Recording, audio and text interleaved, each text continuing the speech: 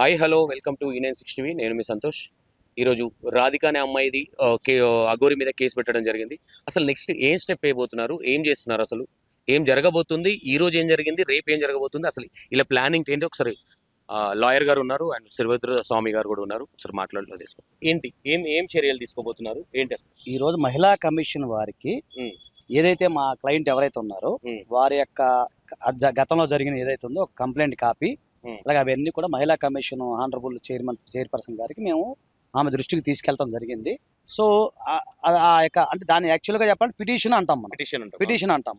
So ఆ petition దాన్ని పొద్దున్న మీరు గమనిస్తూనే ఉన్నారు కదా, పిటిషన్ పెట్టినప్పుడు దాన్ని ఎంక్వైరీ చేస్తారు, it is true or not అని. సో ఆనరబుల్ చైర్పర్సన్ శారదా గారు దాన్ని ఎంక్వైరీ చేసి తర్వాత ఇంకా దానికి సంబంధించిన సర్కమ్స్టాన్స్ ఎవిడెన్స్ కూడా అన్ని అడగడం జరిగింది.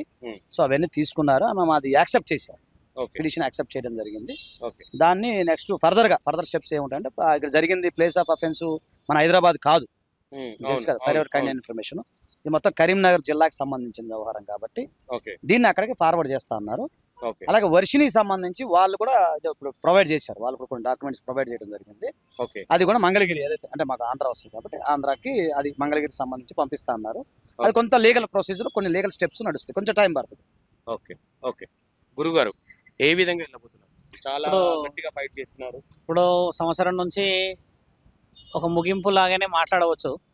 మొదటి నుంచి సాధువులందరూ చెప్పిన విషయంగా శివరుద్ర సాధు అంటే ఇప్పుడు నేను తెలంగాణ ప్రాంతంలో ఉన్నాను కాబట్టి ఒక అఘోరా తత్వంలో ఇలాంటివి లేవు అని మొదటి నుంచి అడ్డుకుంటూ బట్టలు కట్టించడము, తర్వాత ధర్మ కార్యక్రమాల గురించి మాట్లాడడం జరిగిన తర్వాత కూడా ఎల్లూరి శ్రీనివాస్ ఏదైతే పైశాచికతమైన పనులు చేశాడో, ఆ అమ్మాయి రాధికని జనవరి 1 రోజు పెళ్లి చేసుకొని తర్వాత పెళ్లి చేసుకున్నామని ఆ అమ్మాయి చెప్పగానే నేను మధ్యప్రదేశ్లో ఉన్నా అని చెప్పేసి అబద్ధాలు ఆడడం, ఆ అమ్మాయి రుజువులతో పాటు ఈరోజు చూపించింది అక్కడ.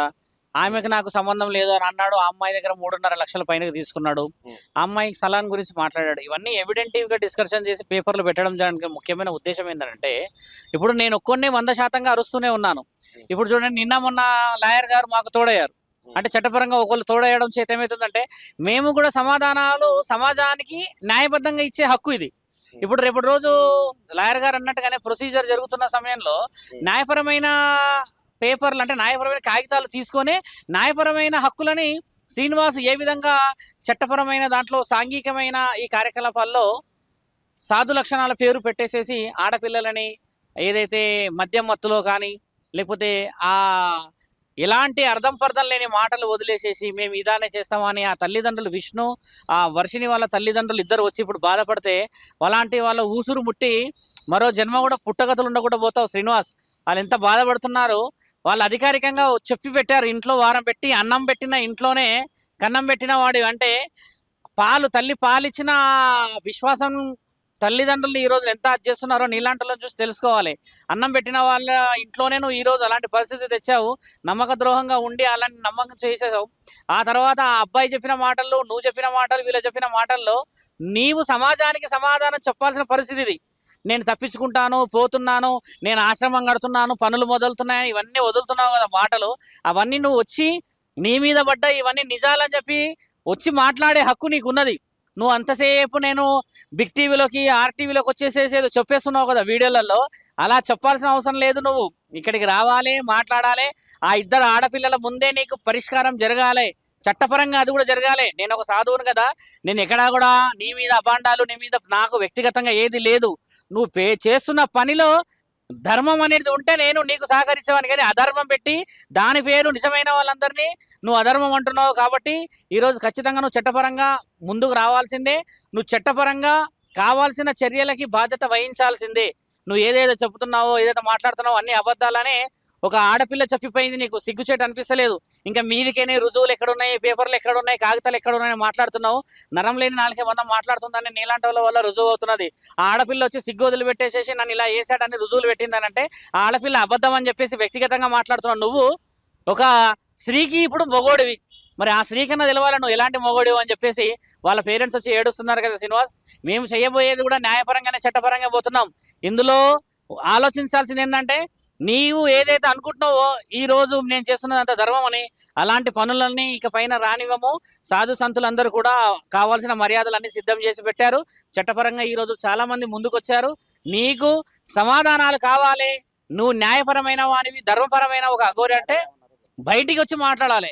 ఇప్పుడు మేము కలిసిన తర్వాత కూడా ఇప్పుడు ఉమెన్ ప్రొటెక్షన్ ఎవరైతే మహిళలకు సంబంధించిన అధికారి కూడా చెప్పింది ఏంటంటే ఇలాంటి పరిస్థితుల్ని కూడా మేము ఎట్టి పరిస్థితుల్లో ఉపేక్షించబోము, న్యాయపరమైన చట్టపరమైన ఆడపిల్లలని సనాతన ధర్మం అని చెప్పేసేసి మాయ మాటలు చెప్పి ఏదేదో డ్రగ్స్ ఇచ్చి అదేదో మత్తులో పెట్టేసేసి నువ్వు చేస్తున్న ఆ వికృత చేష్టలని చట్టపరంగానే అడ్డుకుంటామని చెప్పారు. అలాంటి విషయాలలో ఆ ఆడబిడ్డ చెప్పిన ఈరోజు ఒక ఆడబిడ్డ పరిస్థితి వస్తే ఇలాంటిది ఒకటి ఉంటుందని నాకు తెలియదు. ఈ రోజు ఇక్కడ మహిళా అధ్యక్షులు ఉన్నారు, కమిషనర్స్ ఉన్నారు అని చెప్పేసి ఆజాద్ గారి వల్ల తెలిసడం చేత చాలా మంది ఆడపిల్లలు కూడా ధైర్యం చేయాల్సిన అవసరం ఉన్నది. ఇలాంటి విషయాలు మనకు అన్ని చట్టపరంగా హక్కులు ఉన్నాయి.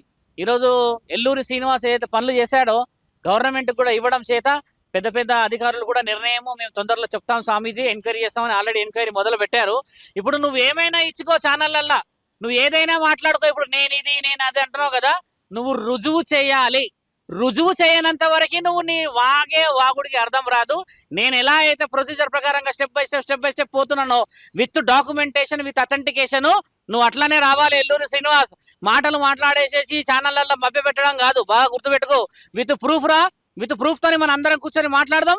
అప్పుడు న్యాయం ఏందో ధర్మం ఏందో ఆ పరమశివుడు నిర్ణయిస్తాడు, ఇక్కడ ఉన్న ప్రజలు నిర్ణయిస్తారు, ఇక్కడ ఉన్న అధికారులు నిర్ణయిస్తారు అని చెప్పేసి ఛానల్ వాళ్ళందరికీ కూడా చాలా కృతజ్ఞతలు. ఎందుకంటే పొద్దున్న నుంచి ఆకలి నీళ్లు ఏది లేకుండా వర్షం వచ్చినా కూడా కేవలం సాధు సంతులు పిలిచారు, ఒక అడ్వకేట్ గారు పిలిచారు, ఆడపిల్లకి న్యాయం కావాలని చెప్పి ముందుకు వచ్చినందుకు ప్రతి ఛానల్ కి కృతజ్ఞత చెప్తున్నాను. మీరందరూ ఇంకా పోరాటం ఇది మొదలు మాత్రమే, మనం చేయాల్సిన ఎన్నో ఉన్నాయి.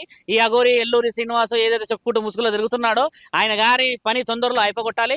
తర్వాత మనందరం ధర్మ కార్యక్రమాల కోసం ఎందరో ఆడబిడ్డలు ఎన్నో కుటుంబాలు ఎదురు చూస్తున్నాయి మన కోసం అని చెప్పి మీ అందరికీ మీడియా ముఖంగా తెలియజేస్తూ, శ్రీనివాస్ నువ్వు పెళ్లి ఏదైతే చేసుకుంటున్నావో చట్టపరంగా అది చెల్లదంట నాయన, గుర్తుపెట్టుకో. ఒకటే తిరుగుతున్నావు 7 అడుగులు, ముందుగా నిన్ను నువ్వు చూసుకో. లోపలికి వెళ్ళి ఎక్కడెక్కడ నుంచో ఫోన్లు వస్తున్నాయి నీ గురించి, ఆ పెళ్లి చెల్లదంట శ్రీనివాస్, చెల్లుతుందని వీడియో పెట్టినావు కదా, ధర్మానికి నాకు వదులు వీడియో, పెళ్లి ఎట్లా చెల్లదని చెప్పి సమాధానం చెప్పడానికి శివరుద్ర సాధు సిద్ధంగా ఉన్నాడు.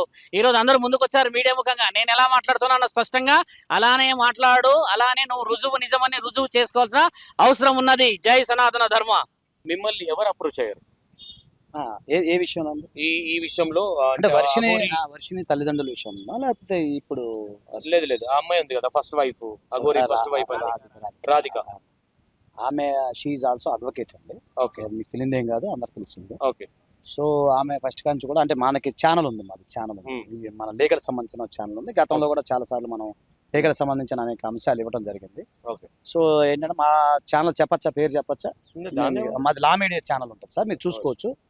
లా మీడియా ఛానల్ నాది ఫోన్ నెంబర్ ఉంటుంది, ఆటోమేటిక్గా వచ్చేస్తుంది కదా అడ్వకేట్కి సంబంధించి. దాని ద్వారా వాళ్ళ మామయ్య గారు తీసుకొని ఫోన్ చేయడం జరిగింది, అప్రోచ్ అవడం జరిగింది. ఆమె కేవలం ఏంటంటే సీనియర్ అడ్వకేటు, మనం ఇది మీకు తెలుసు కదా, సమాజం కోసం ఇప్పుడు న్యాయం కోసం పోరాడే అడ్వకేట్ అని చెప్పేసి వాళ్ళు రావడం జరిగింది. తద్వారా మన శివ రుద్రు సాధు మన స్వామి గారు లాయర్ గారు ఇంత ముందు ఎప్పుడన్నా ఇలాంటి కేసులు మీరు టేకప్ చేశారా?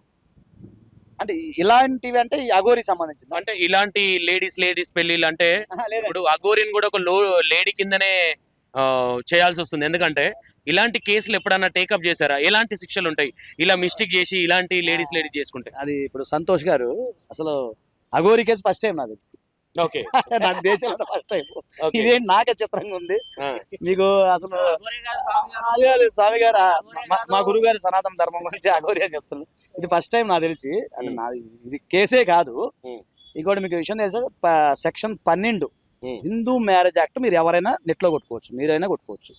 దాంట్లో ఏంటంటే ఇంపార్టెంట్ అర్థమైంది, అంగము లేని వ్యక్తి పెళ్లి చేసుకుంటే అది చెల్లదు, అది క్లియర్ గానే ఉంటది. ప్లస్ ఈయన మీరే ఉన్నారు కదా సంతోష్, నువ్వే అన్ని అడుగుతున్నావు, ఎన్ని తాలిబొట్లు కట్టాడు నువ్వే బ్రదర్, నువ్వే అడిగావు కదా ఎన్ని తాలిబొట్లు అంటే. నేను చెప్పే చెంబుకి తెపాలకి బిజీ కానీ అన్నారా లేదా?